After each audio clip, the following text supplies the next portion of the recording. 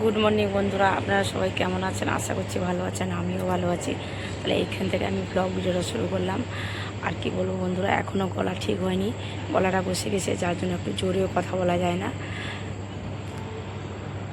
কি বলবো বন্ধুরা, কাল বৈশাখী ঝড় এসে গোটা তার তছনছ করে দিয়ে গেল। আজকে কিন্তু দুপুর কাল বৈশাখী ঝড় চলে এসেছিলো। আর দেখুন পুরো কাদা করে অবস্থা খারাপ করে দিয়ে গেছে, গাছপালা সব ভেঙে একদম চুরমার করে ভেঙে দিয়ে গেছে। আর রাস্তায় বেরানো যাচ্ছে না, এত পরিমাণে কাঁটা পড়েছে। এই গাছে কিন্তু প্রচুর কাঁটা, এত জোর বাতাস, সব তছনছ করে দিয়ে গেল কালবৈশাখী ঝড়ে। আরও আপনাদের পেছন সাইডটা দেখাচ্ছি কি পরিমাণে জল জমে গেল। এই যে গাছের ডালাগুলো পুরো একদম প্রায় ভেঙে শুয়ে গেছে। দেখুন এত পরিমাণে বাতাস, এত পরিমাণে বিজলি, আজকে কালবৈশাখী ঝড় গড়ারা মানে সর্বনাশ করে দিয়ে গেছে। এটা দেখাচ্ছি আমি আপনাদের। আর কত পরিমাণে জলও জমে দিয়ে গেছে। কিন্তু কালবৈশাখী ঝড় 2 ঘন্টা মতো হয়েছে, বেশিও হয়নি। 2 ঘন্টার ভিতরে অনেক কিছু তছনছ করে দিয়ে গেছে। আর আমি এই সাইডটা দেখাচ্ছি আপনাদের যে কী পরিমাণে কালবৈশাখী ঝড় এলো। দেখুন গোটা একদম অবস্থা খারাপ করে দিয়ে গেছে। এই যে গাছগুলো সব উল্টে একদম শুয়ে দিয়ে গেছে। কালবৈশাখী ঝড়ের জন্য কোনো কিছু ভালো নেই। সব সময় এখানে কালবৈশাখী ঝড় প্রতিটা দিন হচ্ছে।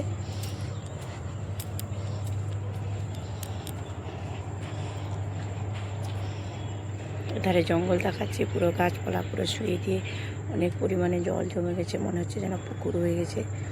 আর এই জলে কিন্তু কাঁকড়াগুলো ভালো বাইছে, সমুদ্র কাঁকড়া। এই জঙ্গলে কিন্তু অনেক পরিমাণে সমুদ্র কাঁকড়া আছে। ওই জল বেয়ে সব কাঁকড়াগুলো বেরিয়ে ওই সব ঘুরছে কাঁকড়াগুলো, সমুদ্র কাঁকড়া। আপনাদের একটু জুম করে দেখাচ্ছি, দেখুন কত পরিমাণে সমুদ্র কাঁকড়া বাইছে।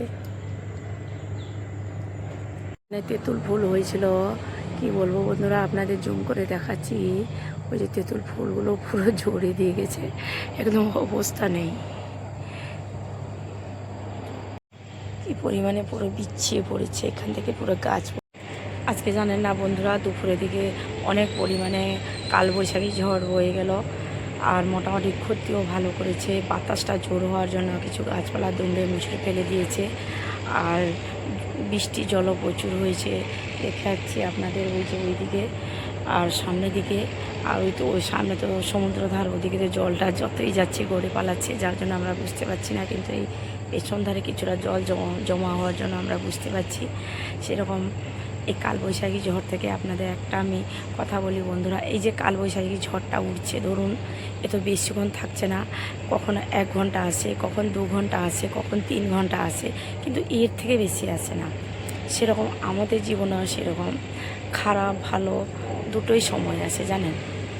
আর অনেক সময় দেখবেন খারাপ সময় আসে, কিন্তু খারাপ সময় পরে দেখবেন আবার ভালো সময় আসবে। কালবৈশাখী ঝড় কি বেশিক্ষণ থাকতে পারছে? হয় 1 ঘন্টা 2 ঘন্টা। সব সময় কী হচ্ছে, কিন্তু ঝড়টা যতই বড় ঝড় হোক না কেন সে থামবে। সেরকম আমাদের জীবনেও উত্থান পতন, মানে ডাউন আপ ডাউন সব কিছুই আছে। তাই আমাদের জীবনটা সুখ দুঃখে ভরা, কখন সুখ কখন দুঃখ। এখান থেকে আপনি কিছুটাও এক্সপিরিয়েন্স করুন। যত বড় ঝড় হোক না কেন, কোনো দিনের জন্য সবসময় চলে না, থামবেই থামবে।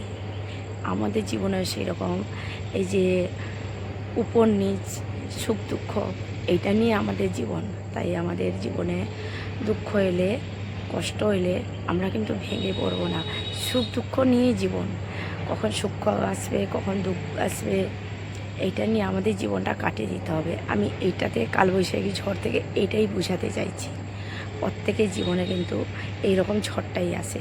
তাই ঝড় এলে আমরা কিন্তু ব্যাকুলতা না দেখিয়ে যদি ওই ঝড়ের সঙ্গে একটু সামনা করি, যেমন যখন বাইরে ঝড় উঠছে আমরা কী করছি, ওই ঝড়টাকে সামনা করার জন্য যদি বাইরে আছি তাহলে কোনো দোকানপাটে ঢুকে যাচ্ছি, যদি বাড়িতে আছি আমরা রুমের ভিতরে ঢুকে যাচ্ছি, তাই তো।